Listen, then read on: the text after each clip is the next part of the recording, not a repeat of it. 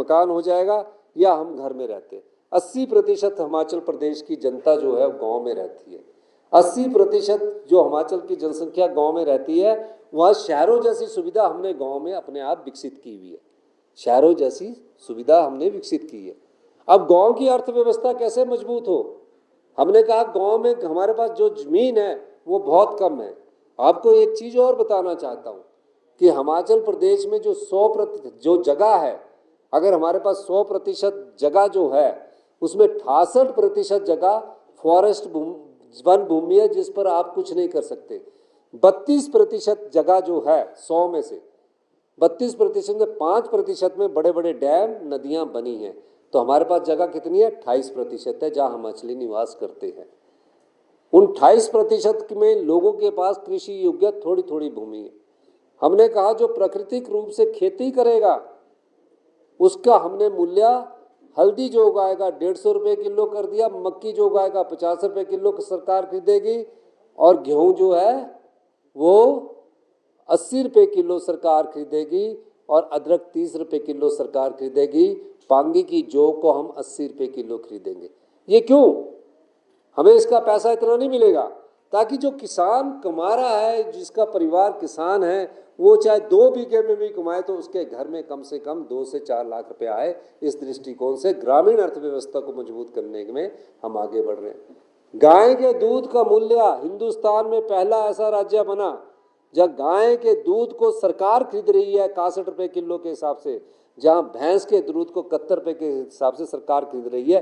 पूरे हिंदुस्तान में कोई भी राज्य ऐसा नहीं कर रहा है। ये हमारी ग्रामीण अर्थव्यवस्था में।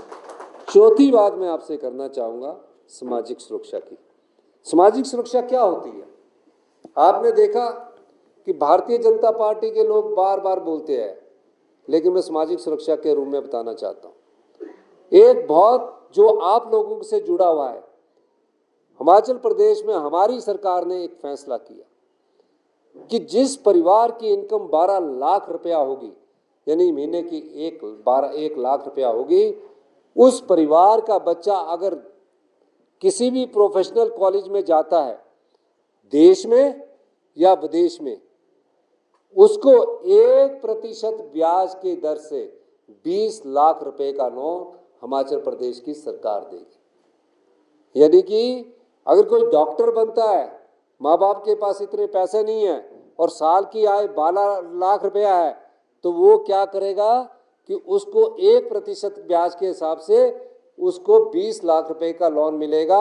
उसको सिर्फ एक एप्लीकेशन देनी है, डायरेक्टरेट ऑफ हायर एजुकेशन के पास एक एप्लीकेशन देनी है कि मेरा बेटा NIT में सिलेक्ट हो गया है, मेरा बेटा IIT में सिलेक्ट हो गया है, मेरा बेटा IIM में सिलेक्ट हो गया है, इसकी फीस 1.5 लाख है। वो 1.5 लाख रुपए का लोन आपको मिल जाएगा, ब्याज 1% लगेगा, उसका 7% ब्याज हिमाचल प्रदेश की सरकार देगी।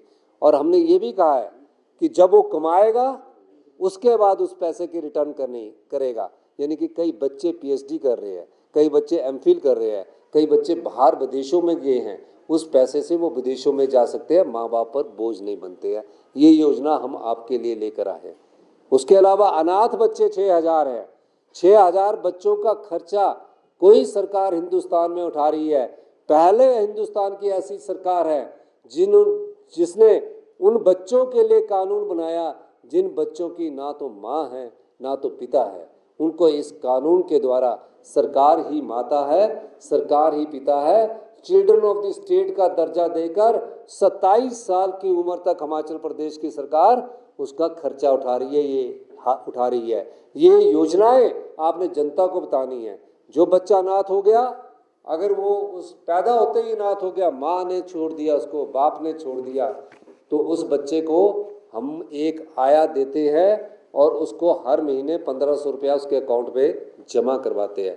18 साल के ऊपर उस बच्चे को जिस भी कॉलेज में जाएगा उस पढ़ाई का खर्चा देंगे, मेडिकल कॉलेज में जाएगा, प्रोफेशनल कॉलेज में जाएगा, उसका खर्चा देंगे। और जिस तरह अपने बच्चे को माँ बाप पॉकेट मनी के लिए पैसे देते हैं, हिमाचल प्रदेश की सरकार हर महीने उसे 4000 रुपया पॉकेट मनी के रूप में देती है, वो उसका अधिकार है। तो ये हिमाचल प्रदेश की सरकार ने हिंदुस्तान का पहला जो कानून है चिल्ड्रन ऑफ द स्टेट के रूप में बनाया जिसमें सरकार ही माता है, सरकार ही पिता है। शादी के लिए 2 लाख रुपया देंगे, घर बनाने के लिए 3 लाख रुपया देंगे, और पढ़ाई इंजीनियरिंग करेगा 27 साल तक 4,000 रुपया मिलता रहेगा। ये उनको जो इस संपदा के जो उसका अंश हक बनता वो हम देंगे। जो बहन विधवा हो गई है, जिसके बच्चे पढ़ रहे हैं, कमाने वाला चला गया, उनकी पढ़ाई का खर्चा कौन उठाएंगे? इंदिरा गांधी सुख शिक्षा योजना के तहत उसकी पूरी पढ़ाई का खर्चा, हॉस्टल का खर्चा हिमाचल प्रदेश की सरकार उठाएगी। ये कांग्रेस पार्टी की सरकार ने अभी आपको दिया है। तो ये सब चीज़ों का लाभ आप लोगों ने उठाना है। इसके अलावा हमने प्रदेश के हित में क्या किया आप जानते हैं। ये मैं क्यों आपको बता रहा हूँ, बाकी तो मैं आपको कुछ चीज़ें इसलिए बताना चाहता हूँ क्योंकि भविष्य आपके हाथ में। जब हम आपकी उम्र में थे, मैं तो छात्र राजनीति से, युवा राजनीति से ऊपर उठकर मुख्यमंत्री की कुर्सी पर पहुंचा हूँ। एक आम परिवार के लोगों का दर्द मैं जानता हूँ। इसलिए जब बिना मांगे जो योजनाएं समाज के अंतिम व्यक्ति तक लाई जाए और उन योजनाओं को धरातल पर उतारा जाए और उन योजनाओं का लाभ समाज के अंतिम व्यक्ति तक पहुंचे, उन योजनाओं को जो सरकार अपने आप सोचकर योजनाएं लाती है उसको व्यवस्था परिवर्तन कहते हैं। ये व्यवस्था परिवर्तन है। जहाँ शिक्षा के क्षेत्र में व्यवस्था परिवर्तन हो रहा है, हेल्थ सेक्टर में व्यवस्था परिवर्तन हो रहा है। भारतीय जनता पार्टी ने क्या किया? नारे बहुत अच्छे हैं इनके। एक और इन्होंने अपना ट्रेंड चलाया कि हिंदू होने का सर्टिफिकेट हिमाचल प्रदेश में भारतीय जनता पार्टी की दुकान से मिलेगा और किसी दुकान से नहीं मिलेगा। हमसे बड़े हिंदू कौन हो सकते हैं? हम लोग रोज सुबह पूजा करते हैं, हमसे बड़े सनातनी कौन हो सकते हैं? भारतीय जनता पार्टी ने तो राजनीतिक लाभ के लिए जब अयोध्या में प्राण प्रतिष्ठा हो रही थी तो आधे दिन की छुट्टी की थी, हमने तो पूरे दिन की छुट्टी की थी। गाय पूजन हम करते हैं, कंजक पूजन हम करते हैं, सब पूजन हम करते हैं। ये हमारे को सर्टिफिकेट बांटने का काम कर रहे हैं। आपसे सर्टिफिकेट लेने की जरूरत नहीं भारतीय जनता पार्टी वालों से। पर आपने प्रदेश की संपदा को किस तरह लुटाया? एक तो ये आजकल भारतीय जनता पार्टी 5 गुटों में बटी हुई है, आप देख ही रहे होंगे। एक जगह नारे लगा रहा है 5 गुट है।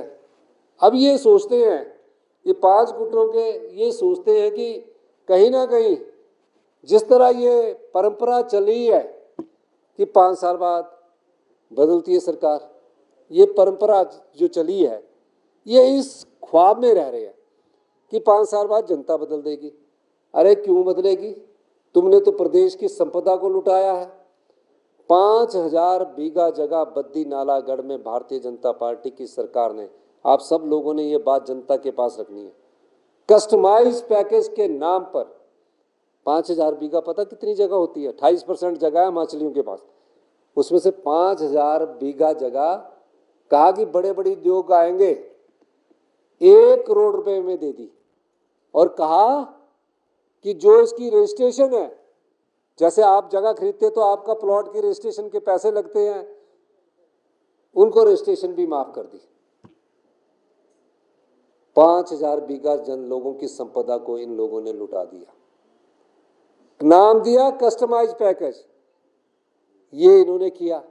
1,000 करोड़ रुपए की बिल्डिंगें अपने ठेकेदार मित्र उनको हिमाचल प्रदेश में बना कर रख दिया। आज वो बिल्डिंगें खाली पड़ी है। ये भारतीय जनता पार्टी की सरकार ने किया। हिम केयर नाम से एक योजना शुरू की गई, कहा कि हम गरीब आदमी को इलाज देना चाहते हैं।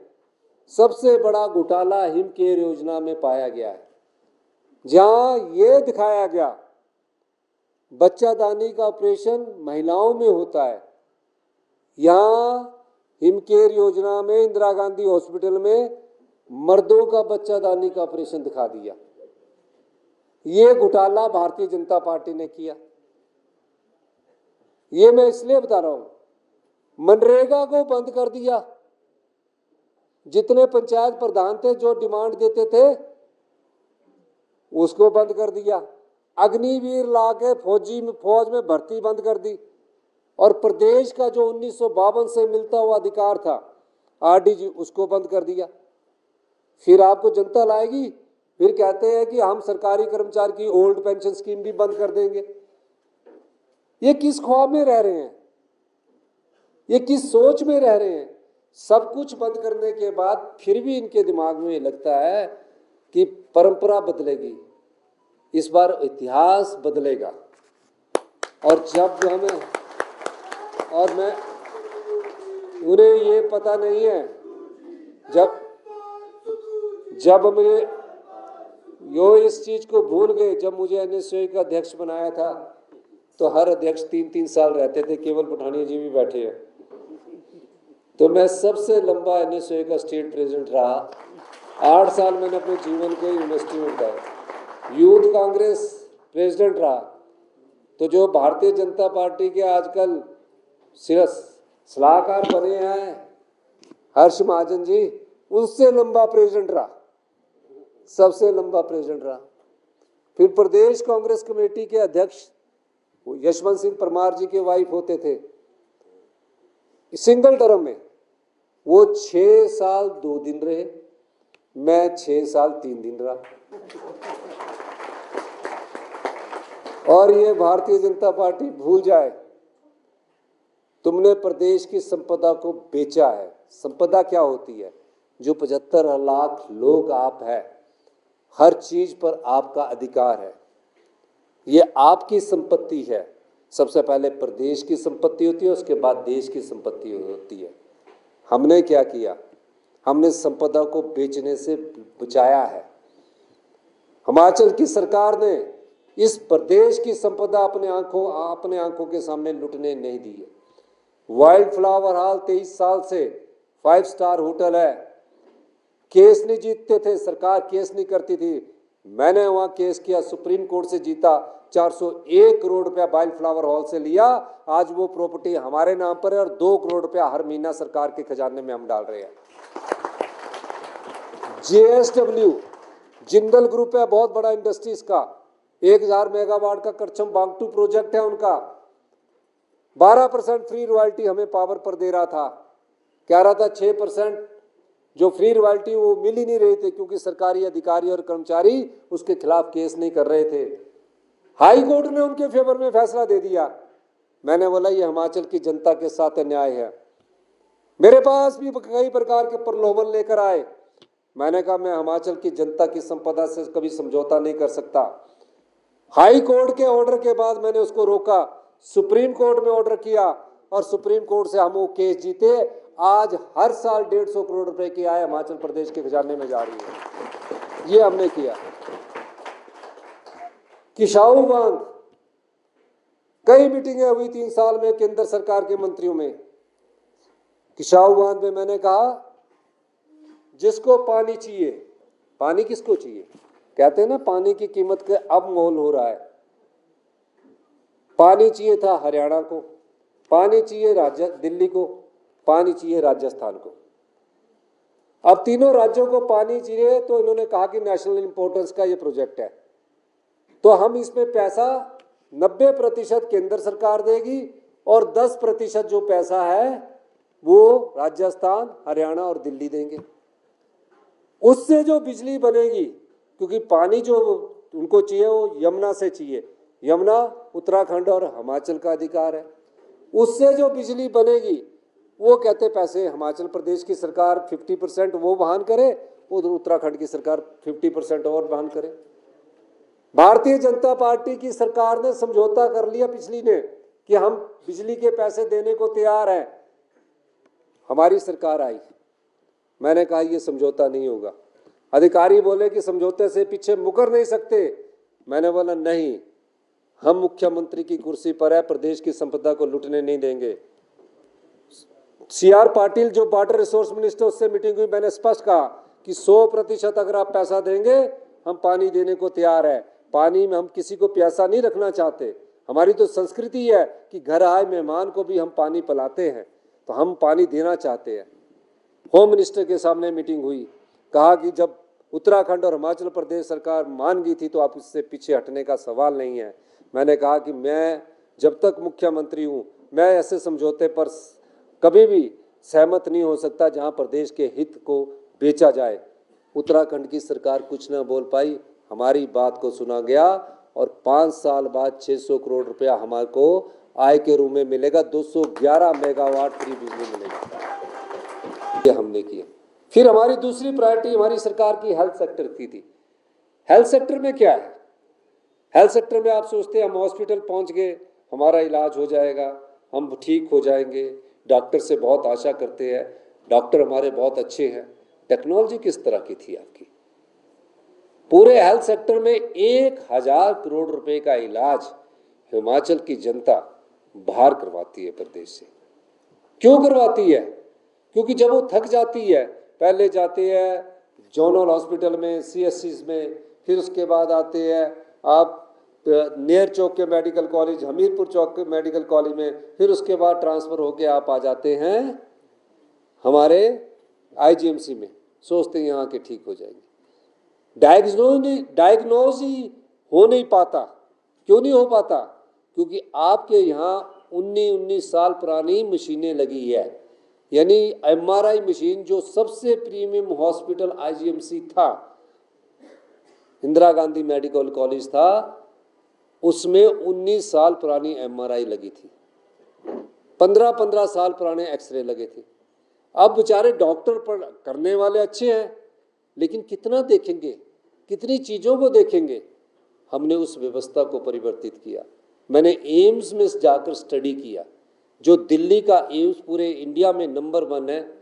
मैंने फैसला किया कि हम उस स्तर की हेल्थ व्यवस्था को हिमाचल प्रदेश के प्रथम चरण में मेडिकल कॉलेज में लागू करेंगे। और आप देखिए, हमने जो मशीन एमआरआई 3 टेस्ला लगी है, जो डायग्नोज करने के लिए लगती है, 4 मशीन्स होती है, एक एक्सरे हो गया, एक अल्ट्रासाउंड हो गया, एक सीटी स्कैन हो गया, और उससे अपग्रेडेड वर्जन आपका एमआरआई हो गया। आज जो एम्स दिल्ली में लगी है, पीजीआई में भी नहीं, वो सारी मशीनें हमने आईजीएमसी, चमियाना, टांडा, हमीरपुर, नेर चौक सब जगह लगा दी है। और रोबोटिक सर्जरी एक ऐसी सर्जरी है जो 6 साल पहले मेरी खुद की हुई है, जहां आपका इलाज एक्यूरेसी, प्रिसीजन एक साथ बड़ा अच्छी तरह से किया जा सकता है। उस रोबोटिक सर्जरी को अभी चाहे हरियाणा में भारतीय जनता पार्टी की गवर्नमेंट है, चाहे पंजाब में आम आदमी की पार्टी की गवर्नमेंट है, वो नहीं ला पाए। हमने चारों मेडिकल कॉलेज में, चमियाना, आईजीएमसी, नेर चौक और टांडा में रोबोटिक सर्जरी की शुरुआत की, जो एम्स में लगी है, और उसमें ऑपरेशंस हो रहे हैं।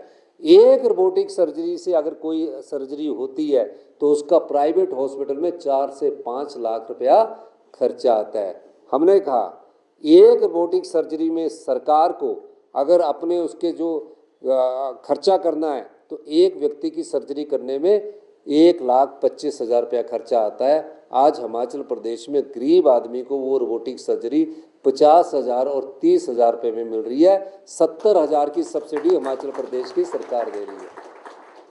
कुछ समय बाद आप देखेंगे कि हिमाचल प्रदेश में हेल्थ सेक्टर सबसे अच्छा हेल्थ सेक्टर होगा, क्योंकि 40 साल पुरानी व्यवस्था को हम बदलाव कर रहे हैं। हम सब लोग गांव में रहते हैं, हमारे पास कोई दो घर होते